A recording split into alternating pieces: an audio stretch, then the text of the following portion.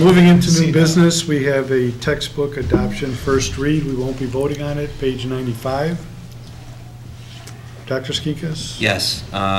Ms. Matana, who's ever appropriate? Ms. Matana, Kylie, just briefly summarize for the board. There were a few general questions. Maybe Kylie can answer that. Hold on, since, you know what, I had, when you read, I read the whole thing, so when you start at the high level, you didn't have some of the details, but as you went farther down, they were there, and I didn't feel like going back and re-editing my questions, so.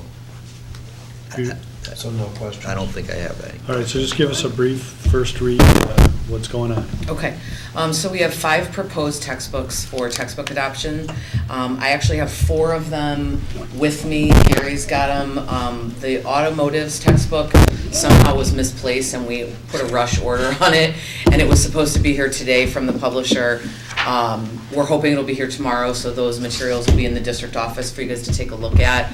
We'll leave them available for any board member that wants to see them from now until the next board meeting. Okay. Will we test them at all? Do we have to read them? You do not have to read it. It's your choice. No quizzes? No. So really the highlights that we want to make sure our board is aware of is when we go through this process, we look predominantly at what is available to our students online with online resources and how our staff can utilize those online resources to engage our students through the one-to-one technology initiative. So that is always something that comes up first whenever we are considering textbooks. The other thing that I want to highlight is that all of the books that we are bringing forth for adoption represent a request because the books in use have been significantly outdated, or we've been using them for a significant amount of time, with the exception of the AP Spanish Language and Culture textbook, which actually that course hasn't been using a textbook. The teachers have just been piloting resources from this particular textbook for 2 school years before they went forward with the adoption of that.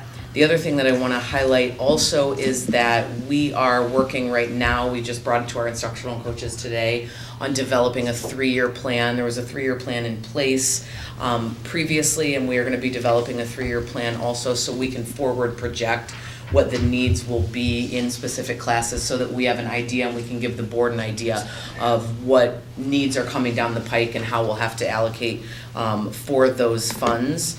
The other thing I wanted to highlight that maybe is not obvious in your packet is the dollar amount that you're seeing as the sort of out-of-pocket cost to the district really represents what we're calling a worst-case scenario because we have decided to add another layer into our plan. Once the submissions are put forth by our instructional coaches and reviewed and approved by the administration, I will work in conjunction with the business office to contact publishers once again and ensure from our standpoint that what quote our teachers have been given is the best price that our textbook companies can offer us, and make sure there's not a little more negotiating that Tim's office and I can't do to make sure that we put in some cost savings for the district.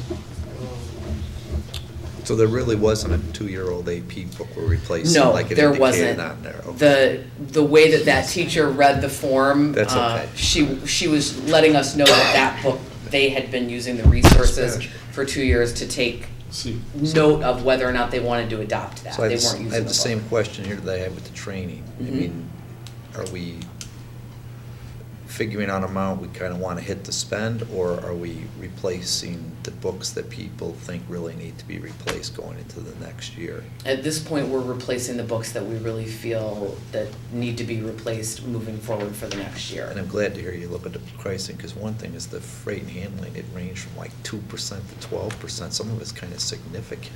It is, and that's one thing when you submitted that question that I took notice of too. Different companies set that at different, and I noticed that the highest one was for the German classes. That was the highest shipping and handling cost. And, of course, they make allowances for the number of books that they're sending us and the weight of the books. But I have to wonder, since there aren't probably a great number of publishing companies that publish German textbooks, if maybe they feel like they have a little bit of a corner on the market and they can do, I think it was a 10% shipping and handling rate for that company. Power. Right. Any textbook questions then? Okay, thank you. On the proposed form, that the teacher fills it out. Mhm. And is this a standard form that was put together by the school district?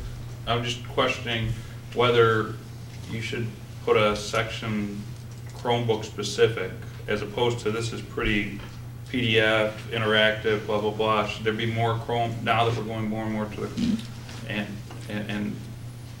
or Yeah, do you this feel is- this is sufficient enough? This is the form that was in place when I arrived, and it's Yeah. certainly something that we can take a look at and see, does this form really continue to suit our needs moving forward? Specifically because we know that we need our textbooks, whatever online resources we have, Right. those have to be compatible with the devices that we provide for our students. So that's certainly something that we can take a look at that with our Thank you. leadership council to see if we need to Thank make you. any revisions. Okay, thank you. Thanks, Kylie.